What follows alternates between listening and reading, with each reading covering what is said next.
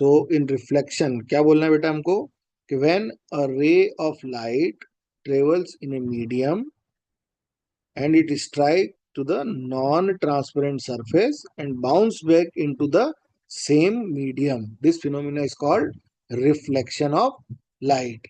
And the जो light बेटा आ रही है ना इसको अपन क्या नाम देंगे इंसिडेंट रे, और जो बाउंस बैक होके वापस जा रही है that is called reflected ray. और यहाँ पर एक नॉर्मल है तो the angle between incident ray and normal is called angle of incident, और नॉर्मल और रिफ्रैक्टेड रे के बीच का जो एंगल है this is called angle of reflection. तो angle of incidence and angle of reflection. ठीक है, अब अपन बात करते हैं कि कितने टाइप के रिफ्लेक्शन हो सकते हैं। तो एक होता है हमारे पास रेगुलर रिफ्लेक्शन और एक होता है हमारे पास इररेगुलर रिफ्लेक्शन।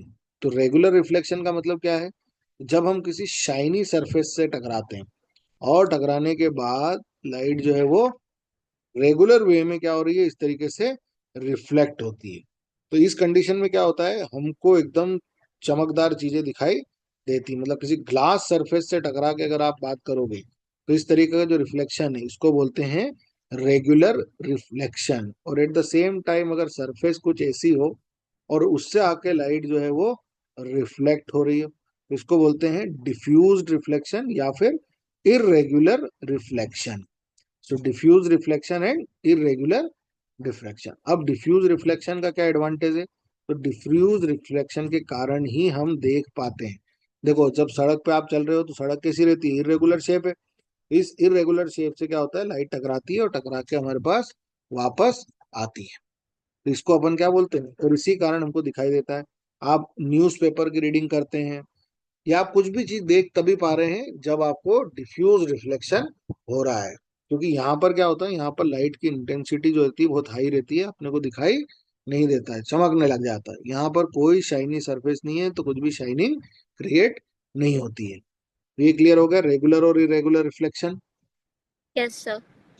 अब अपन आगे चल के बात करते हैं, रेगुलर और इरेगुलर हमारा कंप्लीट हो गया है। हाँ, अब अपन बात करते हैं यहाँ पर लॉज ऑफ रिफ्लेक्शन। किसकी बात करते हैं बेटा अपन, लॉज ऑफ रिफ्लेक्शन। तो there are two laws of reflection. तो पहला ये रिफ्लेक्शन का लॉ क्या है, angle of incidence is equal to angle of refraction reflection. ठीक है, यानी कि ये जो दोनों एंगल है ना ये हमेशा क्या रहते हैं, सेम रहते हैं। तो हम इसको क्या बोलेंगे, angle of incident is always equal to angle of reflection. ठीक है, तो फर्स्ट लॉ हमारा बिल्कुल सिंपल है, जब भी रिफ्लेक्शन होगा तो दोनों जो एंगल्स हैं वो क्या रहेंगे, सेम रहेंगे। ठीक है, क्लियर यहाँ तक।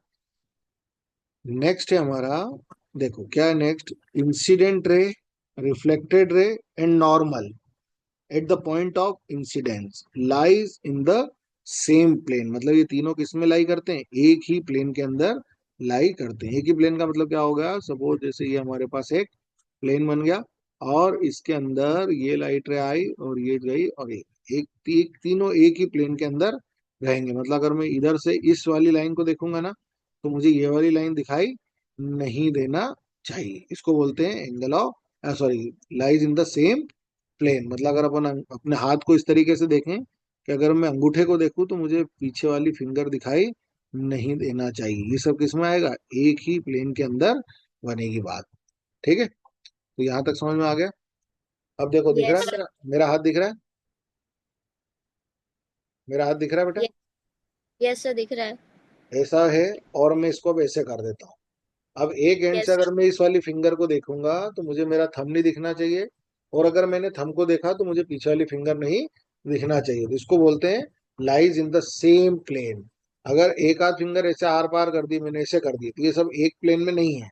तो हमारे जो रिफ्लेक्शन का लॉ क्या बोलता है कि इंसिडेंट रे, रिफ्लेक्टेड रे और normal lies in the same plane. किसके अंदर होना चाहिए, सेम प्लेन के अंदर होना चाहिए। ठीक है बेटा, यहाँ तक आगे सेम प्लेन का मीनिंग समझ में आया। Yes sir. चलो तो अपन इसको क्या लिखेंगे यहाँ पर कि incident ray reflected ray and normal, कहां पर? At the point of incident lies in the same plane. इस थ्योरी का अपना एक अलग इंपॉर्टेंस है, पर अभी ठीक आपके लेवल पे इसकी ज्यादा बात नहीं होती है। अदरवाइज इस पॉइंट का बहुत इंपॉर्टेंस है, कोई ध्यान नहीं देता है इस पे, पर ये बहुत इंपॉर्टेंट है। चल, तो यहाँ तक बात हो गई, मेरे आगे दोनों लॉज समझ में आ गए आपको ये वाले, सिंपल। Yes sir. अब बेटा थोड़ा सा अपन एडवांस लेवल पे बात करते हैं कि जब रिफ्लेक्शन होता है तो लाइट की कौन कौन सी प्रॉपर्टीज में चेंज आता है और कौन सी प्रॉपर्टीज में चेंज नहीं आता है। सो ड्यूरिंग रिफ्रैक्शन, अपन यहाँ पे देखो ये बड़ा इंपॉर्टेंट है, मैं इसको इसलिए रेड कलर से ले रहा हूँ। During reflection, velocity of light, velocity क्या रहती है बेटे? तो वेलोसिटी सेम रहती है, ठीक है। और लाइट की वेलोसिटी कितनी है? तो वो है 3 × 10⁸ मीटर पर सेकेंड। तो बिफोर रिफ्लेक्शन और आफ्टर रिफ्लेक्शन दोनों क्या रहती हैं? सेम रहती हैं। ये कॉम्पिटिटिव के हिसाब से बता रहा हूँ, थोड़ा सा एडवांस बात कर रहे हैं। दूसरा होता है बेटा वेवलेंथ। दूसरा क्या होता है? वेवलेंथ। और इस वेवलेंथ के कारण ही लाइट का जो है ना वो कलर डिसाइड होता है। क्या डिसाइड होता है? इसका कलर डिसाइड होता है। So before and after reflection colour भी लाइट का क्या रहता है? सेम रहता है। मतलब अगर रेड कलर की लाइट इंसिडेंट हो रही है, so after reflection red colour की लाइट ही रहेगी, ठीक है। तीसरा इंपॉर्टेंट है बेटा फ्रीक्वेंसी। ठीक है, फ्रीक्वेंसी का मतलब क्या होता है? Number of cycles per unit time, ठीक है। तो ये भी क्या रहती हैं? सेम ही रहती हैं। अब क्या बदलता है? तो देखो अभी मैंने आपको एग्जांपल दिया था कि जब हम रोड पर चलते हैं तो हमको रोड एकदम चमकता हुआ दिखता नहीं है, जबकि लाइट तो एकदम शाइनी है। आप ऐसे सन की तरफ डायरेक्ट देखो और फिर आप देखो रोड की तरफ, तो लाइट की इंटेंसिटी क्या हो जाती है? इंटेंसिटी चेंज हो जाती है, ठीक है। नॉर्मली ये डिक्रीज होती है, नॉर्मली ये डिक्रीज हो जाती है, मतलब आपको रिफ्लेक्शन के बाद लाइट जो है उसकी इंटेंसिटी कम हो जाती है। हाँ बेटा बोलो। तेरी फ्रीक्वेंसी से क्या मतलब है, लाइट की फ्रीक्वेंसी? देखो मैं आपको बताता हूँ क्या होता है, थोड़ा सा इसको भी समझे। अच्छा क्वेश्चन पूछा आपने। देखो अभी हमने बोला लाइट कैसी चल रही है? वेव के फॉर्म में भी आ रही है। तो ये जो पूरी डिस्टेंस ट्रेवल किया लाइट ने, दिस इज कॉल्ड वेवलेंथ, ठीक है। यहाँ तक कोई दिक्कत? वेवलेंथ तो समझ में आती है। अब यस सर। एक एक सेकंड के अंदर ये कितनी बार ऐसे ऐसे कर देती है, पूरी साइकिल कंप्लीट कर। So this is called frequency. Number of cycles per unit time, मतलब एक सेकंड के अंदर ही कितनी बार ऐसे पूरे साइकिल कंप्लीट कर देगी, जिसको बोलते हैं अपन फ्रीक्वेंसी, ठीक है। क्लियर यस हुआ? सर। तो फ्रीक्वेंसी वर्ड क्लियर हो गया ना, कि कितनी कितनी कितनी बार ये कर रही है, तो इसको अपन बोलते हैं फ्रीक्वेंसी। सो इंटेंसिटी वर्ड क्लियर है? इंटेंसिटी क्या होती है? चमक, है यस ना। सर। लाइट क्या होती है बेटा? जैसे ये अपने रोड हो गई, लाइट आई सन से इस तरीके से आई और ये हमारी आंखों के अंदर आई, तो यहाँ तक आते आते देखो क्या होती है, उसकी इंटेंसिटी कम हो जाती है ना। और इसकी वजह आप डायरेक्ट ऐसे सन को देखने की कोशिश करो तो आपको दोनों में अंतर समझ आएगा ना। तो रिफ्लेक्शन होने के बाद क्या होगा? इंटेंसिटी ऑफ लाइट रिड्यूस हो जाती है। नॉर्मली ऐसा देखने को मिलता है, ठीक है। अब वो कुछ केसेस में अपन उसको बढ़ा घटा भी सकते हैं, वो बात का विषय है, उसको अपन नहीं बात करेंगे। पर ये कह सकते हैं कि इंटेंसिटी चेंज हो रही है। तो बेटा कौन कौन से फिनोमिना चेंज नहीं होते हैं, कौन कौन से फिनोमिना चेंज होते हैं, ये बड़ा इंपॉर्टेंट है। इसको आप अच्छे से याद रखेंगे, ठीक। अब यस सर। एक और इम्पोर्टेंट बात समझते हैं यहाँ पर, कि सोचो अगर ये जो लाइट रे आ रही है इंसिडेंट रे और नॉर्मल, यानी इंसिडेंट रे जो है वो नॉर्मल की डायरेक्शन में ही हो जाए। कैसा? देखो ऐसा ये हो गया, ये हमारा नॉर्मल। अभी हमने इंसिडेंट रे ऐसे बना रखी है, पर मैं इस रे को अगर ऐसे लेके आऊं वापस इसी के ऊपर से ऐसा, तो इस केस में देखो ये वाला जो एंगल आई है, ये क्या हो गया? ये रे पहुंच गई यहाँ पर, तो एंगल आई आपका क्या हो गया बेटा? जीरो हो गया। तो एंगल आर भी क्या हो जाएगा? जीरो हो जाएगा कि नहीं? एंगल आई अगर जीरो है तो एंगल आर भी जीरो हो जाएगा। और एंगल आई का जीरो होने का मीनिंग क्या है? कि light incident in the direction of normal. तो जब भी लाइट नॉर्मल की डायरेक्शन में आएगी तो एंगल ऑफ इंसिडेंस क्या हो जाएगा? जीरो। तो एंगल ऑफ रिफ्रैक्शन भी क्या हो जाएगा? रिफ्लेक्शन भी क्या हो जाएगा? जीरो हो जाएगा, ठीक है। ये बात समझ में आ गई? ये यस बड़ा सर। इंपॉर्टेंट है, क्योंकि आगे जब अपन इस पे और डिस्कस करेंगे तो एक स्टार करके पॉइंट लिख रहा हूं कि when ray of light incident in the direction of normal, then angle I is equal to zero and angle R is equal to zero. ठीक है। पर क्या होगा, देखो रिफ्लेक्शन तो होगा, आपकी लाइट ऐसे आएगी, तो ऐसे आएगी तो लौट के वापस ऐसे ही जाएगी भी, सही। तो नॉर्मल की डायरेक्शन में अगर लाइट इंसिडेंट होती है तो नॉर्मल की डायरेक्शन में ही लौट जाती है। ठीक है, ये भी ध्यान रखना। अगर एंगल आई जीरो है तो एंगल आर भी जीरो हो जाएगा। That means if light incident in the direction of normal, it reflect back into the direction of normal, वापस उसी डायरेक्शन में उसको लौट जाना पड़ेगा। तो ये बात समझ में आ गई यहाँ तक? Yes sir. चल बढ़िया, वेरी गुड। अब अपन बात करते हैं बेटा, रिफ्लेक्शन कैसे कैसे होता है। तो रिफ्लेक्शन थ्रू वेरियस सरफेसेस, अपन इसको क्या बोलेंगे, रिफ्लेक्शन थ्रू वेरियस सरफेसेस। अब कौन कौन सी सरफेसेस होती हैं? अब देखो, मैंने बात करी नॉन ट्रांसपेरेंट तो होना ही चाहिए। तो there are two types of surfaces, one is plane surface and another one is curved surface, जो हमको पढ़ना है, curved surfaces. So plane surface and curved surface. Plane surface का मीनिंग क्या होता है, पहले उसको देखते हैं। तो प्लेन सरफेस को नॉर्मली हम लेके चलेंगे, उसको हम एक सिंपल नेम दे रहे हैं, दैट इज कॉल्ड मिरर। अपने घर में भी मिरर जो रहते हैं ना, they are called plane reflecting surfaces. अब मिरर बनते कैसे हैं, इस पर भी बात कर लेते हैं।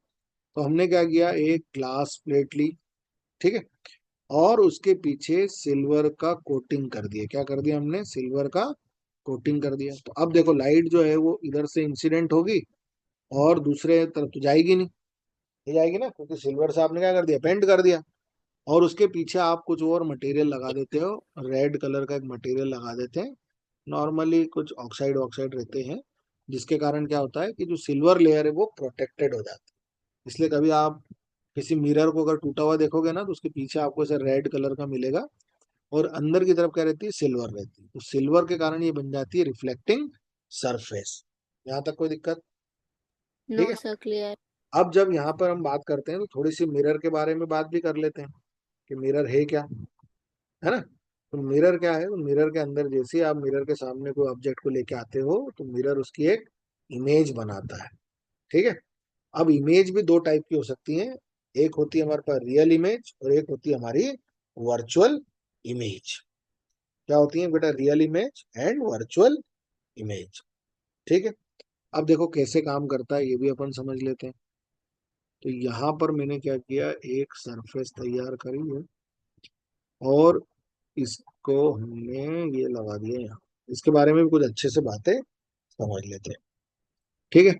अब देखो यहाँ से लाइट रे आई और टकरा के वो यहाँ पर आएगी, क्लियर। सिमिलरली यहाँ से थोड़ा सा ड्राइंग पहले बना देते हैं, यहाँ से लाइट रे आई और टकरा के इधर। ठीक है। तो ये क्या हो गया बेटा, रिफ्लेक्शन हो गया कि नहीं हो गया? Yes sir. और इसका एक और कॉन्सेप्ट समझो, ये लाइट रे जो है ना, ऐसे पीछे आप बढ़ाओ इसको, यहाँ मिलेंगी, इधर पीछे बढ़ाओगे तो यहाँ भी मिलेंगी। ठीक है, क्लियर बात। तो देखो ये जो था ना, ये आपका बन गया वर्चुअल ऑब्जेक्ट, क्योंकि देखो ऑब्जेक्ट की डायरेक्शन में आई और रिफ्लेक्ट होकर इधर आई, तो ये बन गई आपकी इमेज। सो इसको यस सर। बोलते हैं ऑब्जेक्ट और ये बन गई आपकी इमेज। ठीक है, कोई दिक्कत इसके अंदर? तो यहाँ पर जो इमेज तैयार हुई है that is called real image. इसको अपन क्या नाम देंगे, रियल इमेज। रियल इमेज कौन सी होती है, जिनको आप स्क्रीन के ऊपर देख सकते हो, ले सकते हो। और एक इमेज होती है हमारी वर्चुअल इमेज। तो अभी यहाँ पर तो वर्चुअल ऑब्जेक्ट की बात हो रही। तो रियल इमेज और वर्चुअल, वर्चुअल ऐसी रहती है जिसको अपन टच नहीं कर पाते हैं, सिर्फ अपन देख पाते हैं, है ना। उसको अपन ने क्या नाम दिया बेटा, वर्चुअल इमेज। यहाँ तक कोई दिक्कत? तो हमारा प्लेन मिरर जो है वो मोस्ट ऑफ द केसेस में हमको इस तरीके से दिखाएगा। अब इसका एक उल्टा और बना लेते हैं, एक डायग्राम और बना के दिखाता हूँ जिसके अंदर इमेज का दूसरा फॉर्मेशन दिखाते हैं आपको। ठीक है, अब हम क्या कर रहे हैं, ऑब्जेक्ट को मिरर के सामने रखते हैं। यहां पर मैंने क्या रख दिया है, ऑब्जेक्ट रख दिया। लाइट रे ऑब्जेक्ट से चली और टकराने के बाद कैसे हो जाएगी, रिफ्लेक्शन तो होना ही है, angle I is equal to angle R, ये नॉर्मल। यहां से लाइट रे चली और टकरा के इधर चली गई, ये नॉर्मल। और इसको पीछे बढ़ा लो, इसको क्या कर दो, इधर पीछे बढ़ा लो। तो बेटा ये हो गया तुम्हारा ऑब्जेक्ट और ये बन गई तुम्हारी इमेज। तो इसको आप बोलेंगे वर्चुअल इमेज। ये वाली इमेज कौन सी है, वर्चुअल। देखो मिरर के अंदर जाके बन गई ना ये, इसको आप टच नहीं कर सकते। और ये हो यस गया सर। आपका रियल ऑब्जेक्ट। तो दोनों इमेज समझ में आ गई, कोई दिक्कत इसके अंदर? No real image sir. है ना। यस। अब इसकी कुछ कैरेक्टरिस्टिक्स हैं, उन पे भी अपने को डिस्कशन करना चाहिए कि जब भी प्लेन मिरर से अगर कोई इमेज बनती है तो उसका फॉर्मेशन कैसे होता है। यहाँ पर बेटा एरो ऐसे लगाना बाहर की तरफ जाते हैं, है ना, ये देखो ऐसे। पहले दोनों में एरो का डिफरेंस देखो आप, एक में लाइट क्या हो रही है, टुवर्ड्स ओ इंसिडेंट हो रही है और रिफ्लेक्ट हो रही है। इस बार क्या हो रही है, ओ से चल रही है और रिफ्लेक्ट हो रही है। क्लियर बात? दोनों में एरो का बड़ा इंपॉर्टेंस है, इसको ध्यान रखना। Yes sir. अब अपन बहुत ज्यादा डिस्कस नहीं करते हुए अपन एक दो पॉइंट मैं आपको बताता हूँ कि जब भी हम प्लेन मिरर से रिफ्लेक्शन करते हैं ना तो क्या क्या होता है। देखो जितनी दूर आप मिरर से खड़े हो उतनी ही दूर आपकी इमेज मिरर से बनती है। जैसे ये कोई बंदा यहाँ खड़ा है और ये खड़ा है मिरर से एक्स डिस्टेंस, तो इसकी जो इमेज बनेगी ना वो भी एक्स डिस्टेंस पीछे ही बनेगी।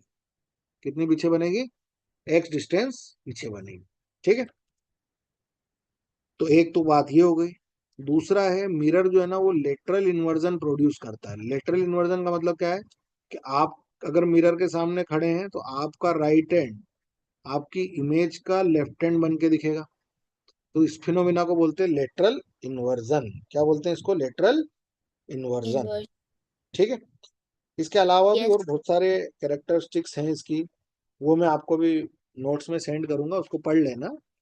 कि भाई मिरर अगर यू वेलोसिटी से आपकी तरफ आ रहा है, आप मिरर की तरफ यू वेलोसिटी से जा रहे हो, आप मिरर के सामने खड़े हो और अपनी पूरी इमेज को देखना चाहते हो, तो what should be the size of the mirror. आप मिरर के सामने खड़े हो और अपनी पीछे की वॉल को पूरा देखना चाहते हो। तो ऐसे कुछ और कॉन्सेप्ट्स हैं, वो आप देख लेना, आपके एनसीईआरटी में दिए नहीं है। तो अपन तो खैर इतना डिस्कशन अभी करेंगे यहाँ पर, है ना। वो चीजें भी मैं आपको सेंड करूंगा, आप उसको एक बार पढ़ लेना, नहीं आए तो मेरे को बताना। ठीक है बेटा, यहाँ तक कोई दिक्कत? No sir, clear. क्लियर।